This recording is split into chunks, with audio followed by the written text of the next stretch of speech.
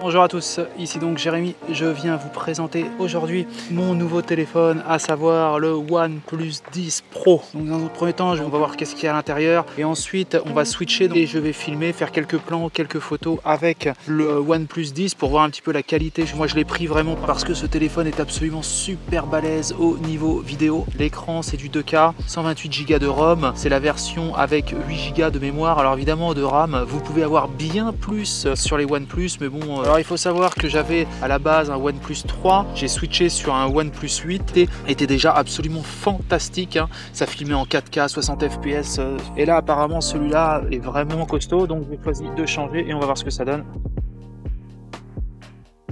La boîte, hein, OnePlus 10 Pro, belle boîte rouge, hein, comme à leur habitude, hein, souvent ils nous fournissent le téléphone dans une boîte rouge. J'ai un OnePlus 8T, hein, c'est l'ancien, et on va pouvoir le comparer avec le OnePlus 10.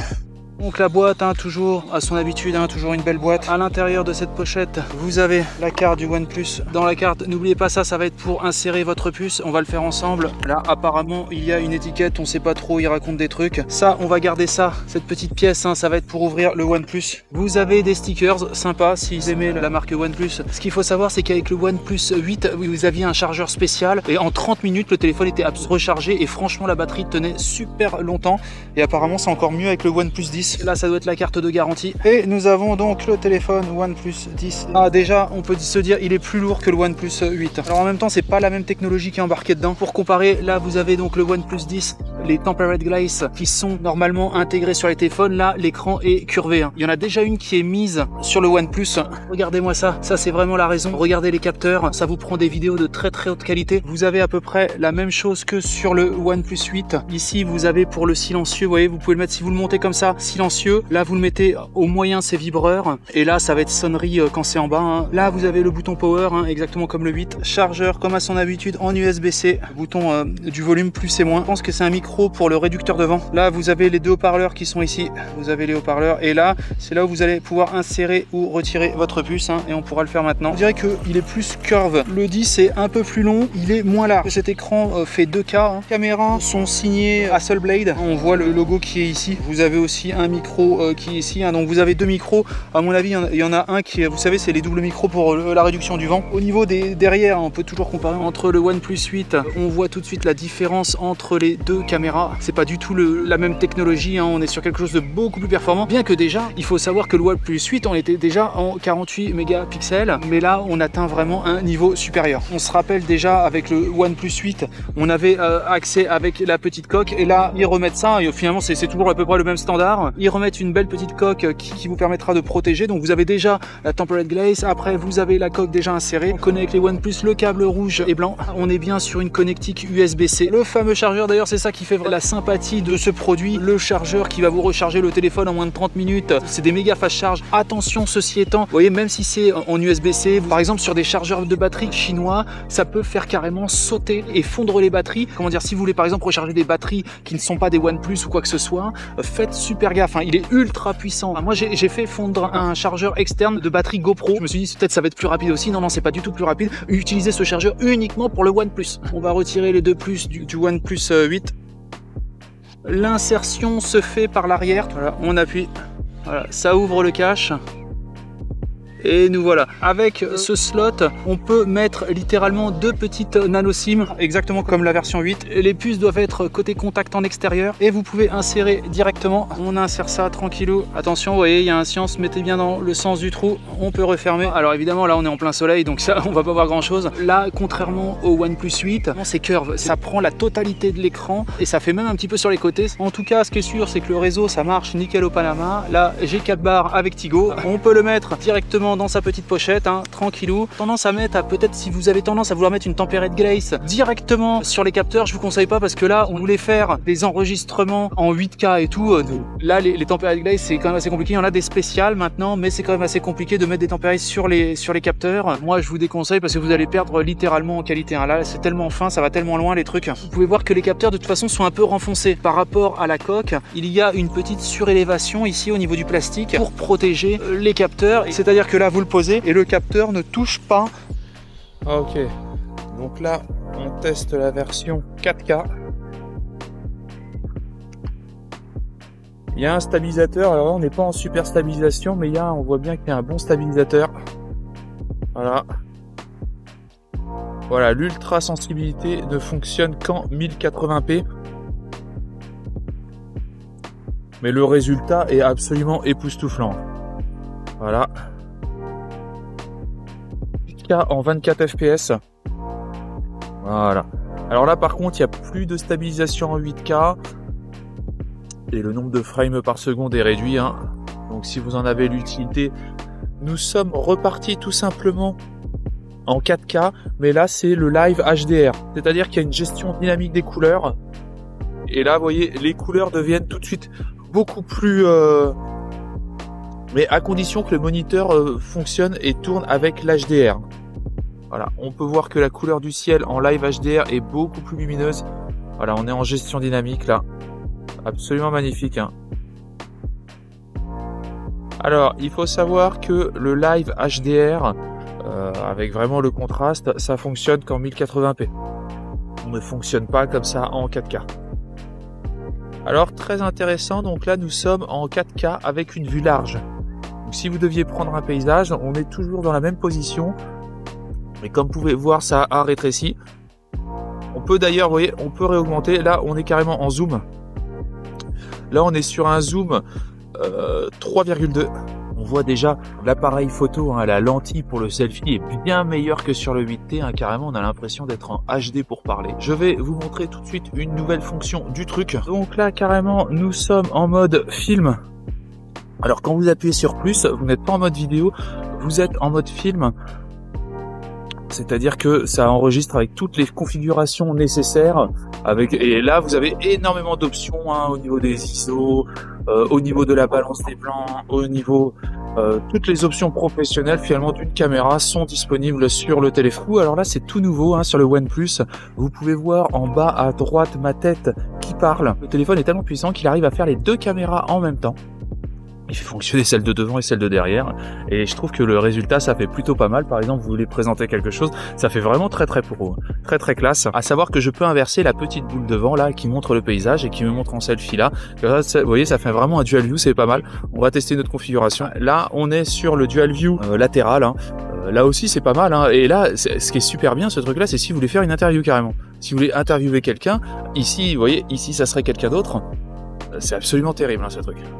Voilà, donc aussi vous avez la possibilité de faire le dual view en petit rectangle. On est pas mal, on est pas mal. Vous voyez là en bas à droite, petit rectangle dual view.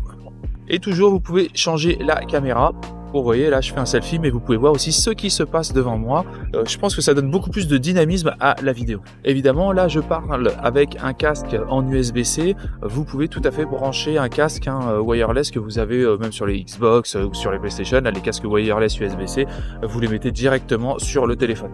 Je suis avec le téléphone tout simplement. Alors ce qui est plutôt sympa, c'est directement là, moi c'était vrai, j'avais vraiment acheté pour ça. Vous avez accès au 4K, vous avez accès au 8K. Je viens de switcher en résolution 8K. Vous pouvez faire de l'ultra sensibilité en 60 fps 1080p. Si je bouge, vous voyez comment c'est fluide et c'est doux. Et c'est ça qui fait aussi la cherté du téléphone. Hein. Vous pouvez prendre l'option AI intelligente au niveau de la colorimétrie. Au niveau des photos, qu'est-ce qu'on a? Vous avez l'option HDR auto, l'option AI. Vous avez plein d'autres trucs. Vous pouvez choisir évidemment les rapports, les formes, nanana.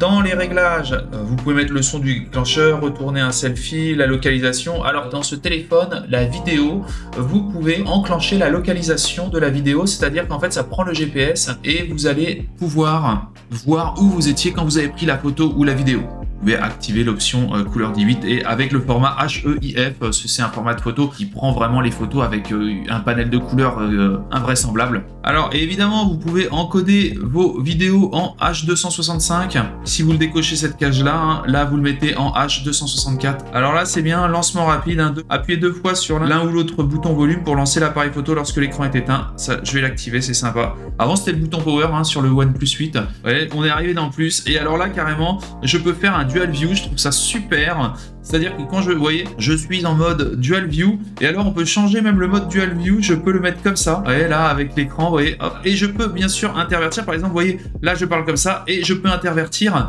et ça change les caméras, et je reste quand même en Dual View ici, et je trouve ça plutôt cool. Vous avez directement dans l'option plus, vous avez l'option film, vous avez tout un tas d'options, vous pouvez tout simplement gérer les ISO, gérer le shutter, l'exposition, le focus, la balance des blancs. Ce téléphone vous permet de faire quelque chose au niveau professionnel. Vous avez l'option ralenti, time-lapse, ok, position longue. Alors la position longue, c'est si vous vouliez faire avec la photo des traînées de lumière et tout ça, et ben vous pouvez le faire avec la position longue. Alors là évidemment il n'y a pas de lumière, mais vous voyez, ça fait les effets de lumière, vous savez, sur les autoroutes et tout, vous voyez les phares des voitures qui font de longs traits. Toujours dans plus, vous pouvez faire une option à 150 degrés live fish pour avoir un grand angle, hein. Vous pouvez le mettre en HDR et tout, donc plutôt pas mal aussi ça. Vous pouvez prendre l'option de photo pro, ou alors là vous aurez tous les réglages, le focus, le shutter, la balance des blancs, l'ISO et tout ça, et vous pourrez régler tout ça tranquillou. Vous avez différentes options hein, de lentilles hein, si vous souhaitiez. Vous voyez là, vous avez même la colorimétrie hein, qui s'affiche. Et avec les photos, vous pouvez enregistrer en format RAW ou en format RAW+,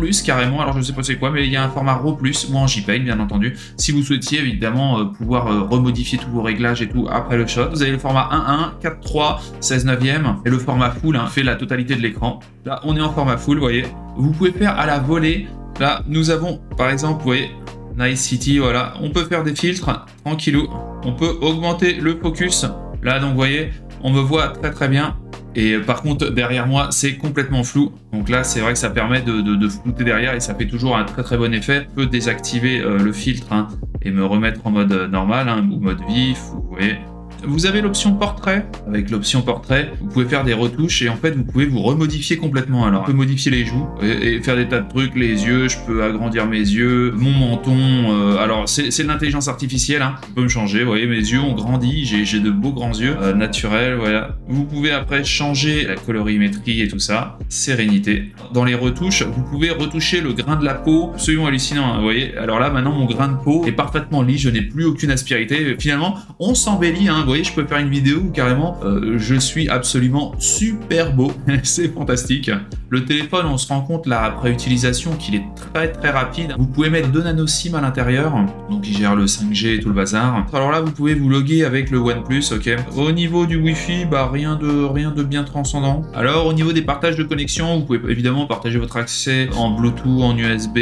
Vous avez le NFC dessus. Vous avez Google Pay qui marche, hein, nickel avec le NFC. Vous avez Screencast ici. Hein. Screencast vous permet de faire des partages d'écran, c'est plutôt pas mal aussi. Comme les autres, hein, vous avez la reconnaissance faciale, c'est-à-dire que vous mettez devant, il vous déloque directement le téléphone. Vous avez les dernières normes de Bluetooth. Hein. Alors le téléphone se recharge très très rapidement. Là, j'ai eu l'occasion de le charger avec le fast charge 65 watts où la charge est d'une rapidité assez impressionnante. Alors ce téléphone compte votre nombre de pas et il est très orienté aussi fitness, c'est-à-dire que vous avez tout un ensemble de fonctionnalités pour la santé et c'est plutôt pas mal. Vous avez évidemment, comme les OnePlus, les fonctionnalités de lancement rapide. Hein. Maintenez le capteur dans un temps foncé jusqu'à ce que les icônes apparaissent, voilà. Vous pouvez obtenir des widgets et tout le bazar. Hein. Work-life balance, se concentrer au travail, améliorer sa productivité. Moi j'aime beaucoup aussi le mode nuit où tout devient gris et il n'y a plus aucune notification de 22h à 7h du matin. Voilà. Après vous pouvez configurer les gestes, les mouvements de votre téléphone, vous pouvez faire différents mouvements. Suivant les mouvements, vous allez pouvoir faire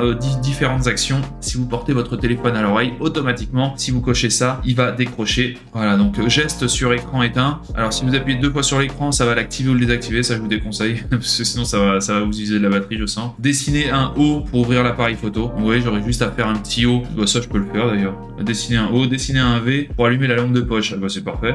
Ajouter un geste. Alors là, ce qui est sympa, c'est que vous pouvez ajouter un geste, glisser vers le haut, glisser vers le bas, et ça ferait déverrouiller, appeler, ouvrir une appli. Alors, soulever pour activer, c'est vrai qu'à chaque fois que je prends mon téléphone, je le soulève comme ça et automatiquement, il s'allume vers moi. C'est très pratique. Par contre, attention, si j'ai un peu peur que ça utilise un peu beaucoup de batterie. Il est intelligent avec le capteur de l'appareil photo et tout. Il sait qu'il est dans dans une poche et qu'il doit absolument rien faire.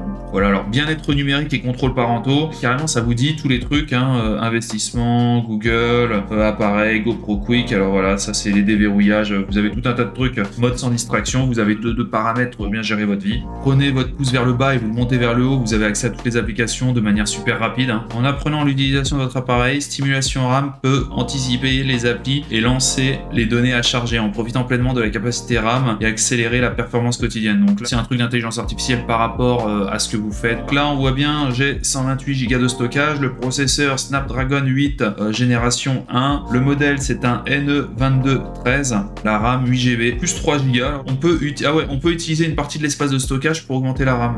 Ça m'en fait 11 pour un téléphone, 11 Go, c'est vachement énorme. Alors version d'Android, hein, on est bien sur une version 12, hein, 5 mars 2022. Nous allons installer 3D Mark, The Gamer Benchmark, hein, et on va tester ça. Voilà, le test est terminé, donc je suis à 7180 avec un FPS de 43. Alors je suis bien au-dessus du Realme X7, Huawei, oh là, ouais, alors je suis vachement au-dessus, OnePlus 8, ouais, je suis largement au-dessus du OnePlus, heureusement. Largement au-dessus du Galaxy S21 Ultra 5G. Ouais, alors le seul qui me bat pour l'instant, c'est l'Apple iPhone 12 Pro Max. Alors ce téléphone est plus puissant que 91% des autres téléphones, donc c'est plutôt pas mal. Non, vraiment, c'est plutôt pas mal le score, c'est plutôt pas mal. Température de 4... Alors ouais, en plus il a pas beaucoup chauffé, ça je me suis dit il était dans ma main pendant que j'ai fait le test, ça a pas beaucoup chauffé.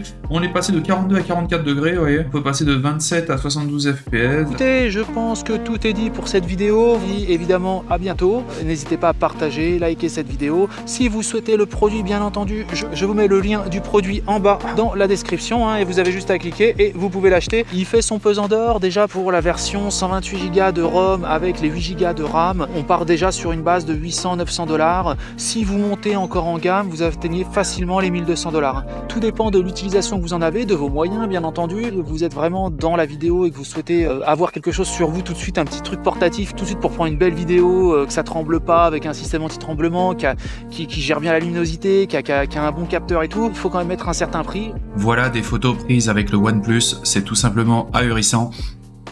Regardez un petit peu la qualité des photos, la qualité des couleurs. Franchement, c'est quasiment mieux qu'un appareil photo. Je vous souhaite une excellente journée et je vous dis à bientôt pour de nouvelles vidéos. Salut à tous! Un grand merci pour avoir visionné cette vidéo en entier. Si cette vidéo vous a plu, n'hésitez pas à vous inscrire sur ma chaîne et à liker cette vidéo. Un petit pouce bleu fait toujours plaisir et m'encourage dans mon travail. Je vous encourage aussi à laisser un commentaire si vous avez des remarques par rapport à la vidéo ou bien à la réalisation. Merci à tous et à bientôt.